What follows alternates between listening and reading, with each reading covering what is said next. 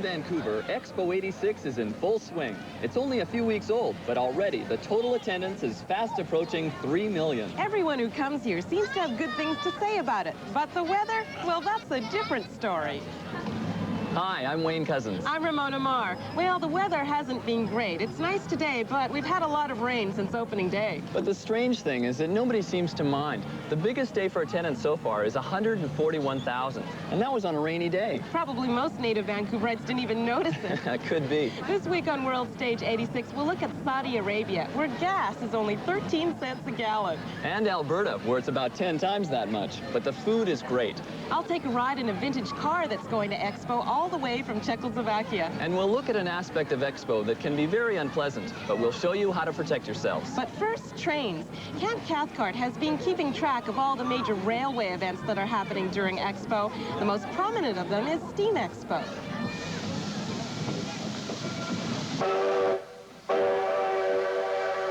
The sight, sound, and smell of steam, a powerful combination. And with this grand parade of steam engines, Steam Expo in Vancouver got off to a roaring start, led by the famous Royal Hudson.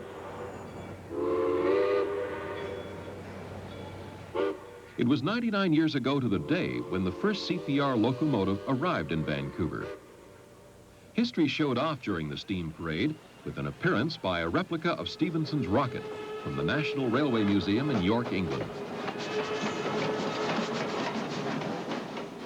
Also on hand was the Inyo from the Nevada State Railroad Museum and star of numerous Hollywood westerns. For rail fans and people simply attracted by all the whistles and smoke, the excitement of steam railroading seemed contagious. During the week preceding Steam Expo, the folks who continued to live in the era of steam were busily preparing to show off their engines. The polishing and primping is part of the legacy of the very early days of railroading. These pioneers are working replicas of the earliest locomotives in North America. The John Molson is from the Canadian Railway Museum near Montreal. But as railroading developed and the size of engines grew, the railways did away with the glitter and got down to business.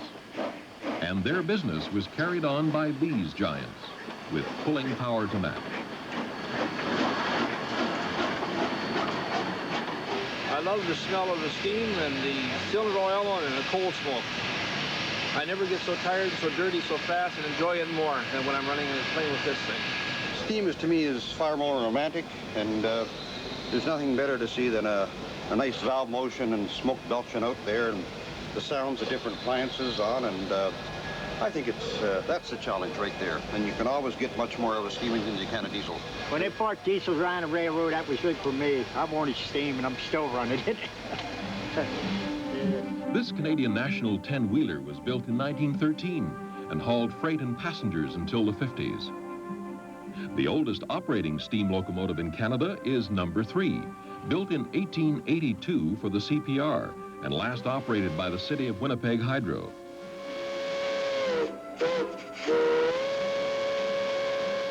The Alberta Pacific 2-spot is one of 3 Shea-type logging engines at Steam Expo. For rail fans, Steam Expo is a dream come true.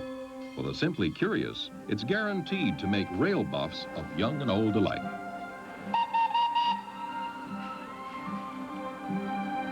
For World Stage 86, I'm Cam Cathcart. People come to Expo to have a good time, and most of them do. But there's a guy on the site who can ruin your whole day, the pickpocket. Not just Expo, of course. Pickpockets love big crowds anywhere. So how do you protect yourself?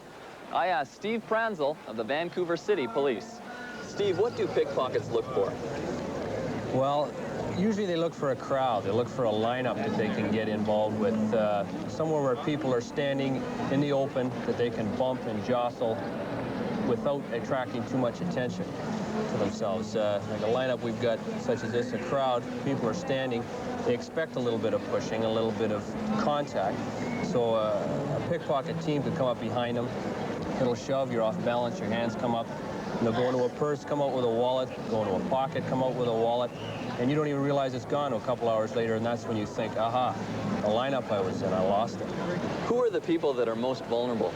Our experience shows it's usually the elderly. They go after them because they're maybe a little bit more susceptible, a little bit slower moving, and anyone who's wearing loose clothing or something where a wallet is obvious or a purse is exposed in a back pocket for the wallet, anything like that, the pickpocket is going to target for. What are they looking for? Money or credit cards, jewelry? Usually money. If you happen to be foolish enough to keep your money, or your jewelry rather, in a purse or in a wallet, well, they'll take that gladly.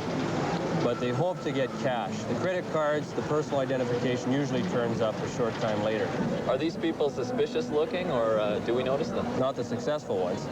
If they can be picked out as a pickpocket, they're not going to do real well. But they usually dress like you're dressed. They'll dress well. They'll look normal. It's, as I said before, usually a team. Sometimes a man and a woman, sometimes two women, sometimes a group of three. One will bump from the back. You'll maybe look back, and the one in the front is the one that's taking your wallet. But they'll look normal. They'll look good. So for men, the best place to keep your cash is if you're going to have a lot of cash, keep it separate. First of all, please don't take a lot of cash with you. But if you're going to have it in your wallet, keep the wallet someplace where it's reasonably secure and difficult to get out. A front inside pocket, in the front of your pants. Check it every once in a while, but not obviously. Don't keep it in the back in loose places. And a good idea is maybe to put the money someplace separate from the wallet. And for women, where should they store their valuables? Same goes for them. Not too much with you. Take the money out, put it in a different place, take traveler's checks, and make sure you keep the purse with you. If you feel you have to take some cash or a little bit more than you might feel comfortable with, keep the purse with you. Don't put it down in the shops, washrooms. Don't put it on the floor when you're unable to run after someone who might scoop it away from you. Where do these pickpockets come from? A few are coming from the States. We arrested 3 last week that were from Hong Kong. Some semi-professional, but so far Vancouver's doing very well. We're keeping tabs on them. We're getting information from the States on who we might expect up here, and we've kept a really good lid on it.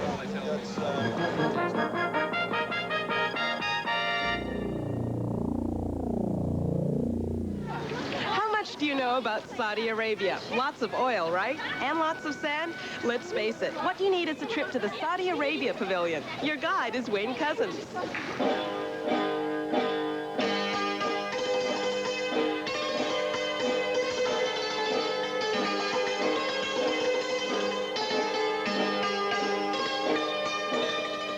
You may not find a magic carpet or meet a genie who will grant you 3 wishes.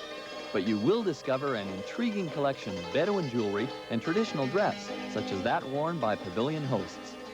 This is called a thobe. It's made out of cotton and silk. It's a blend. And most of the time this is used in the summertime. It's cool, it's loose, and it's very practical in a hotter environment. In the wintertime, of course, you would be wearing heavier fabrics, such as wool. In the wintertime, it gets pretty cold, and you'd have to get out of these clothes and get into something warmer. A Bedouin tent woven from goat hair is the stage for this Saudi musician who performs a traditional piece you're not likely to hear on AM radio.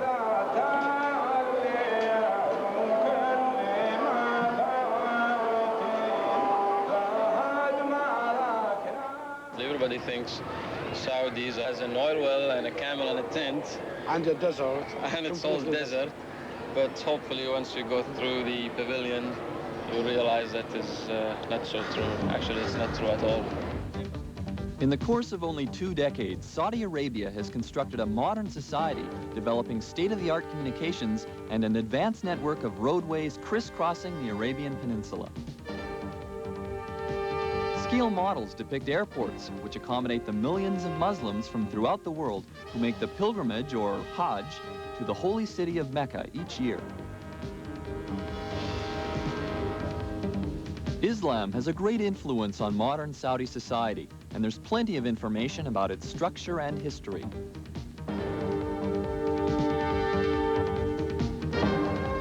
And of course, the oil industry, a key to the economic success of this Arabian kingdom.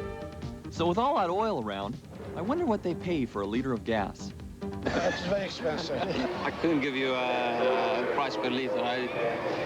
American gallons? It's per gallon, I think it's something like 13 cents. Yeah, for a gallon, yes. Yeah, for a gallon, it's about 13 cents.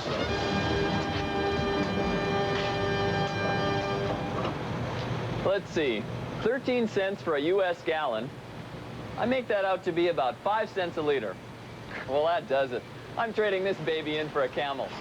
At the pumps, for World Stage 86, I'm Wayne Cousins. Still ahead on World Stage, driving from Prague to Vancouver in a vintage car, and a visit to our next-door neighbor, the Alberta Pavilion.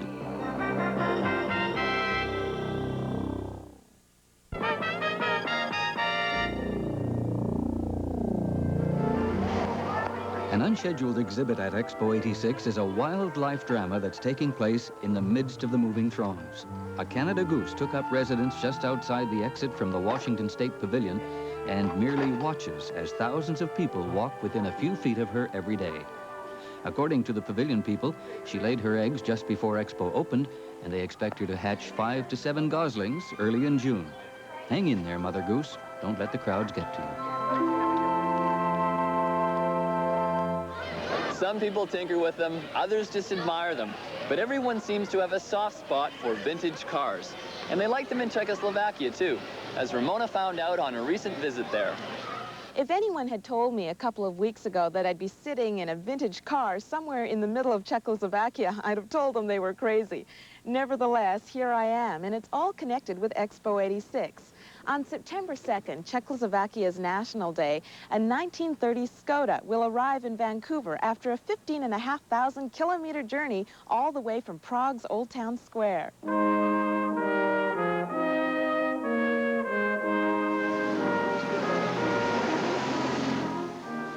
The Czechs have had a love affair with the automobile ever since the first driving license was issued in 1894. The National Technical Museum in Prague devotes a lot of its floor space to cars that have played a role in this country's motoring history.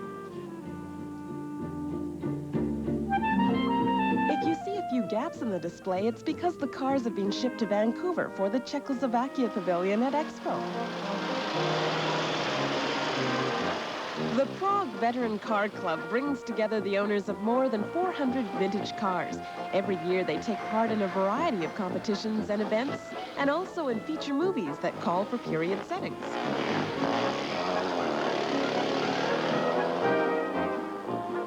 They're an enthusiastic bunch, and they're very much aware of Expo 86. The day we spent with them, they were only too happy to show off their cars and to talk about their exploits. These cars have seen many parts of the world. Their amazing long-distance journeys have taken them north of the Arctic Circle, across the Sahara Desert, and deep into South America. The trip from Prague to Vancouver for Expo will be one of their longest, and the man who will do most of the driving is Petr Kožešek. I will go from Prague through Berlin to Hamburg, and car will be shipped to New York, where we will fly. And from New York, we will drive through Montreal and Toronto to Vancouver and Expo. And you'll arrive at Expo on your National Day, September 2nd. Yes. I'm dying to go for a spin. Will you take me for a ride? Of course. Which one would you like? How about that red one? Okay.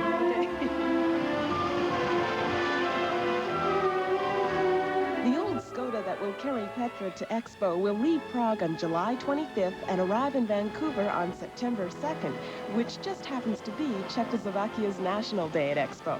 By that time, the vehicle will have clocked over 15,000 kilometers. Meanwhile, I'm happy to sit back and enjoy a little preview of a real epic journey. So here we are, a great old car, an open road, and an appointment with Expo 86 in Vancouver. Somewhere in the middle of Czechoslovakia for World Stage 86, I'm Ramona Marr.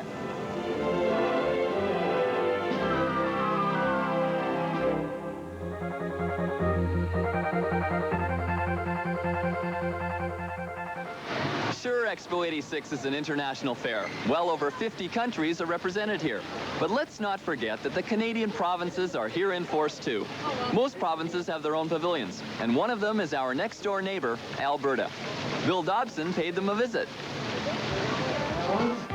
From the outside, the Alberta Pavilion is unlike any other at Expo 86. It's been described as colorful, lively, flaky, off the wall, and curious. You either love it or you hate it. But from the time you reach the door, one word to describe it is friendly. Hello, how are you this morning? Welcome to the Alberta Pavilion.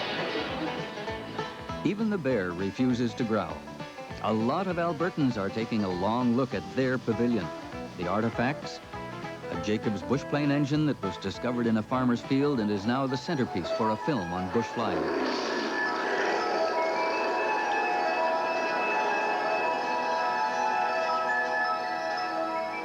Another theater depicts life in Alberta, including the Calgary Stampede.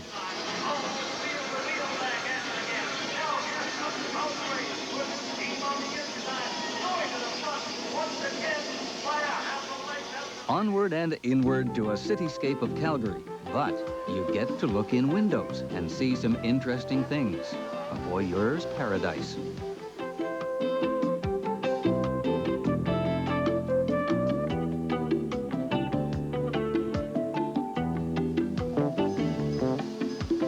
you know how a grain elevator works?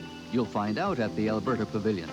And what do the people of Alberta think of their pavilion? Yes, it's very nice. Sure. Anything particular you really like about it? Something special? Well, the Stampede is sort of nice, too. And no, I think it's got a little bit of everything. It's got grain. Super photography of Alberta with the planes and the bird. Just great. It was just super. They did a marvelous job. Really, really great. You think that's it? No. Outside, every hour, there's a demonstration of mountain rescue on the big wooden tower. From the Alberta Pavilion for World Stage 86, I'm Bill Dobson. Still to come on World Stage, a taste of Alberta food and a taste of Expo entertainment that everybody loves.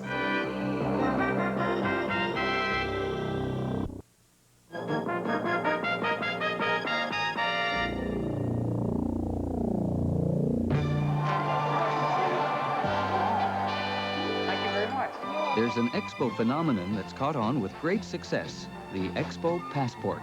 It's just a small booklet with blank pages where you can get a unique stamp impression at each pavilion you see. The vendors tell me they're sold out within the first 2 hours each day, and the official stampers say they're busy all day, every day. I have 28 stamps in my book so far. Bill Dobson showed us the Alberta Pavilion, but there's something he overlooked. The restaurants. There are 2 of them. Bistro downstairs, gourmet dining upstairs. Judy Piercy chose upstairs.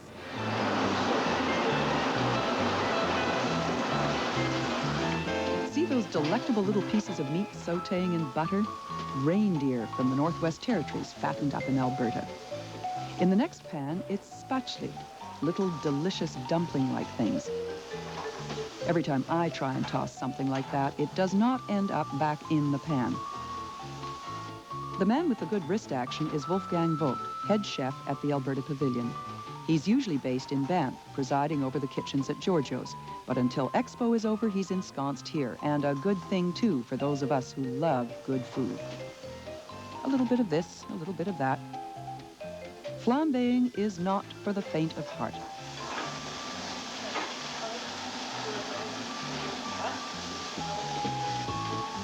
More cream?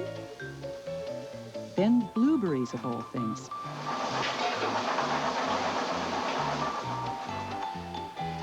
The dish is now ready to be served. Voila, bon appétit. To me, sitting in solitary splendor in the attractive second-floor dining room. But not everyone gets waited on by restaurant manager George Schwartz. And what particular food would remind him of Alberta? Our main dish is probably the beef. We are well known for the beef, and we have the best beef in the world, I think. And spoken like a true Albertan from Switzerland via the Post Hotel in Lake Louise and Giorgio's in Banff. Apart from being responsible for the sizable, enthusiastic staff, George helped design the pavilion's minute kitchen. Of course, they didn't give us much room. We have the tiniest space in the pavilion, but we did as good as we could with the space, and it was important to design it well so we can serve all these hundreds of dishes every day. Also, there are 2 Swiss pastry chefs. I passed on dessert this time. They're used to working with fresh cream and all these fancy things, and it's just looking great, whatever they produce. That's not good for anybody's waistline. No, especially not for mine. This is a popular place for lunch or dinner, so reservations are a good idea. And prices are competitive with any first-class place in the city. The wine list ranges from $3 for a glass of domestic to this bottle of Bordeaux Sauterne at a mere $195. And now, if you'll excuse me, I'll go back to my excellent meal. Is that good? Oh. From the restaurant upstairs at the Alberta Pavilion, I'm Judy Piercy for World Stage 86.